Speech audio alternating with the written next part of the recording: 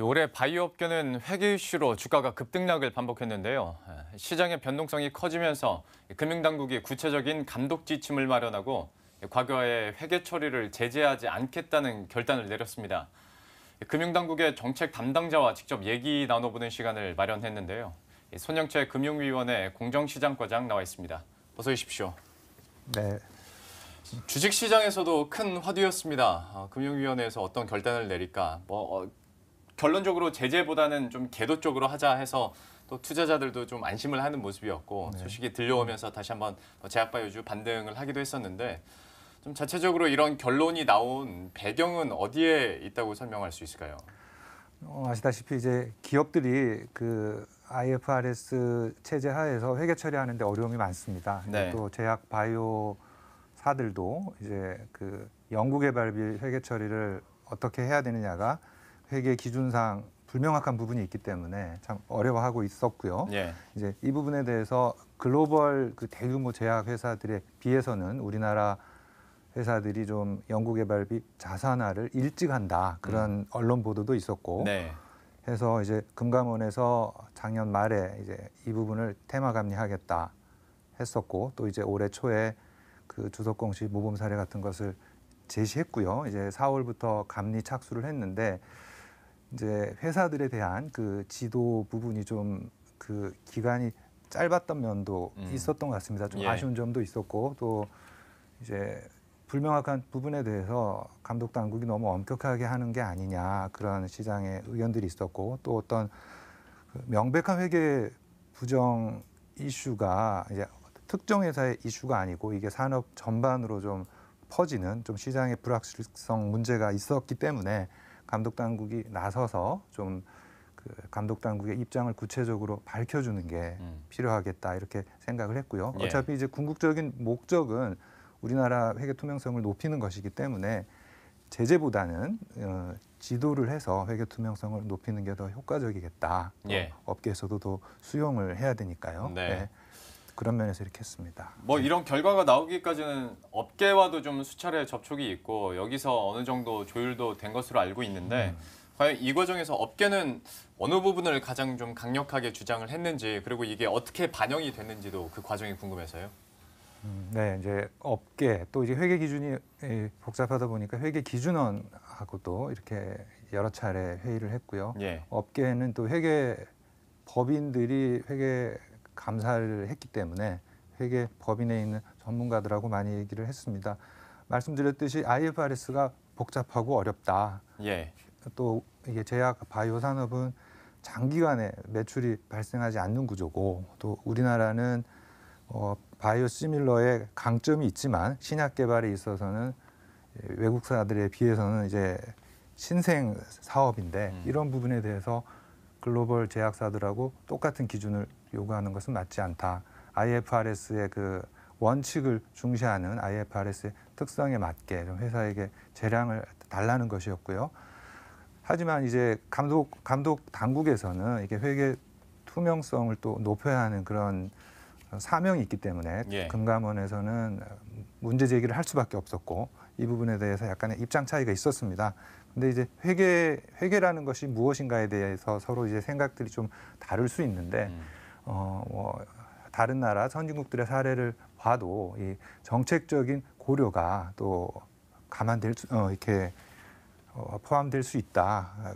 그런 판단하에서 이제 연구 개발을 이렇게 좀 장려할 필요가 있는 그런 산업이기 때문에 예. 회계 처리에 있어서도 국제 기준이 위반만 되지 않는다면 좀 기업의 입장을 들어주려고 예. 노력을 했었습니다. 이제 물론 기업들은 그 감독 당국의 지침에 따라서 수정을 할 의도가 있었음에도 예. 이제 수정을 했을 때 또 제재가 잇따를 수 있기 때문에 지금까지 이제 그게 관행이었습니다. 네. 이제 그래서 제재를 안 받으려면 또 이제 계속 감독 당국 입장을 수용하지 않으려는 그런 분위기도 있었는데요. 하여튼 이번 건에 있어서는 제재보다는 지도를 하겠다는 부분에 대해서 업계에서도 많이 환영을 해주는 것 같습니다. 어쨌거나 서로 윈윈이 돼야 되는 부분이고 네. 예, 잘 되자고 하는 거니까요. 예, 이렇게 하는 건데 중간에 얘기를 해주신 것처럼 회계 처리에 대해서도 각자의 좀 시각이 있는 만큼 이번 감독 지침에 대해서도 물론 어느 입장에서 해석을 하느냐에 따라 약간 뭐 해석이 달라질 수는 있겠으나 예를 들어서 자산화 기준이 다소 높기 때문에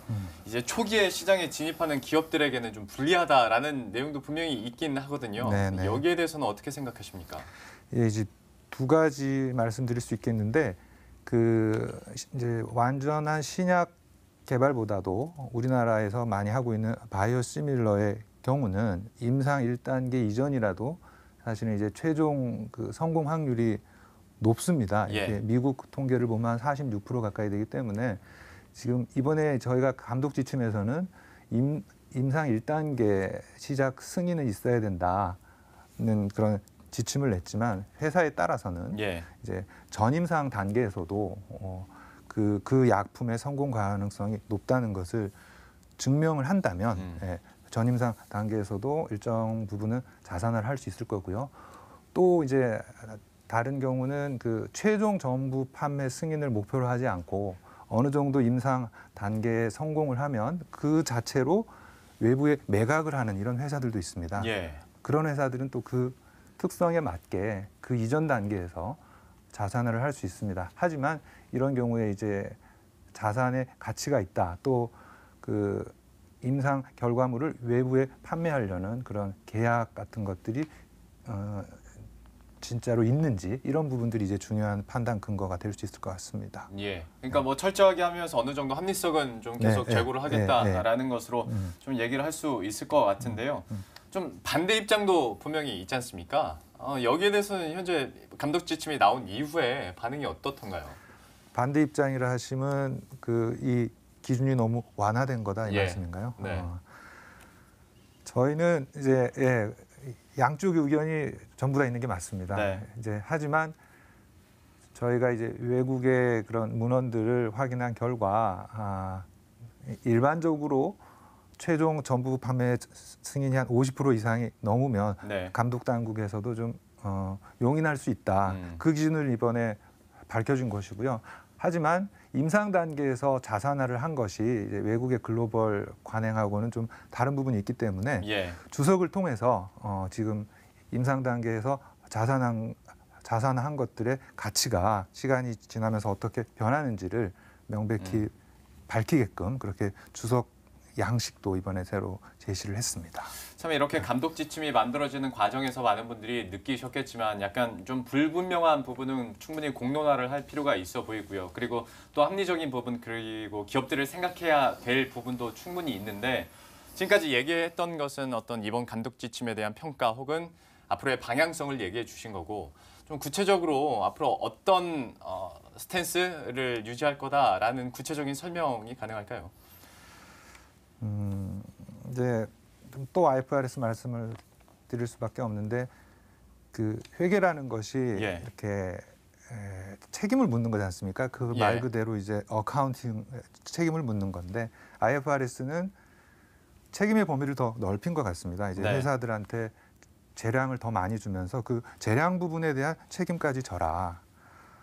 하지만 이제 회계 기준이 모호한 부분이 있기 때문에 감독 당국이 사후적으로 나서서 또 일방적으로 해석하는 것은 업계에서 받아들이기 어려운 그런 상황들이 앞으로도 많이 벌어질 수 있겠다 이렇게 생각을 했습니다. 예. 이제 그래서 특히 이번에는 이 제약 바이오사들의 개발비가 큰 이슈였지만 앞으로 또 이런 사례들이 몇 가지 더 나올 수도 있을 것 같거든요. 지금 뭐 시장에서 얘기되는 부분도 있는데 이런 부분들에 대해서도 전문가들의 의견을 적극적으로 듣겠다. 또 업계와 회계법인 또 우리나라의 회계 기준 제정 기구인 회계기준원의 전문가들의 의견을 많이 수렴해서 회계 이슈를 사후적으로 해석해서 제재하는 것보다도 이슈 자체를 공론화를 해서 합리적인 해결 방안을 만들겠다.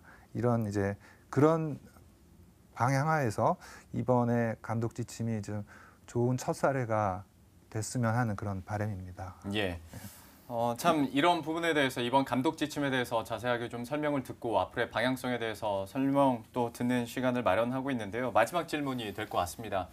회계 투명성이 높아진다는 건 분명히 긍정적인 부분이고 특히 개인 투자자 입장에서 봤을 때는 물론 회계 자체가 어렵긴 합니다만 특히 바이오업계를 봤을 때 회계는 참 쉽지 않은 부분이거든요. 네. 하다 보니 투명성이 계속 제고가 되고 하다 보면 이제 뭐 개인 투자가 그리고 기관들과 외국인들의 매수세를 더 좀 유인시킬 수 있는 하나의 긍정적인 요소가 될 수 있을 것으로 보이는데요.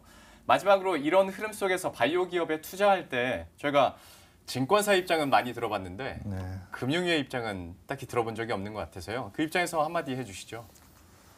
투자할 때 이제 저희 금융위는 투자자 보호를 가장 최우선으로 하고 있습니다. 근데 이제 회계 장부에 나타난 숫자를 개인 투자자들이 잘 분석을 해서 그 회사의 가치를 제대로 평가하기는 어려운 점이 많을 거다 그렇게 예. 생각을 합니다. 또 다들 아시다시피 회계라는 것이 이제 한계점이 많습니다. 뭐 여러 가지 구체적인 객관적인 원가와 또 경영진들이 판단한 추정치를 막 이렇게 다 합해서 단기 순이익을 하나를 제시하게 되는데 그 단기 순이익을 가지고 여러 가지 재무 분석도 많이 하지 않습니까? 예. 근데 그 이제 단기 순이익 자체가 여러 가지가 섞여 있는 하나의 숫자다. 이제 그 한계점이 분명히 있습니다. 또 이제 최근 들어서 이 산업 구조가 바뀌면서 무형 자산 같은 것들이 많아지지 않았습니까? 예. 그 부분을 아직까지도 회계 기준에서는 상당히 좀 보수적으로 하고 있습니다. 예. 그런 한계점들이 있기 때문에 회계 장부상에 있는 숫자만이 아니라 주석이나 또 사업보고서상의 그 회사의 설명 이런 부분들을 함께 확인을 하셔야 투자 여부를 판단하는데 도움이 되실 거다 이렇게 생각을 하고 있습니다. 마지막 투자자들에게 필요한 유의사항까지 들어봤고요. 이번 일련의 과정들을 통해서 역시 회계에 대한 신뢰도도 함께 높아지길 기대해 보도록 하겠습니다. 금융위원회의 손영채 공정시장과장과 함께했습니다. 고맙습니다. 네.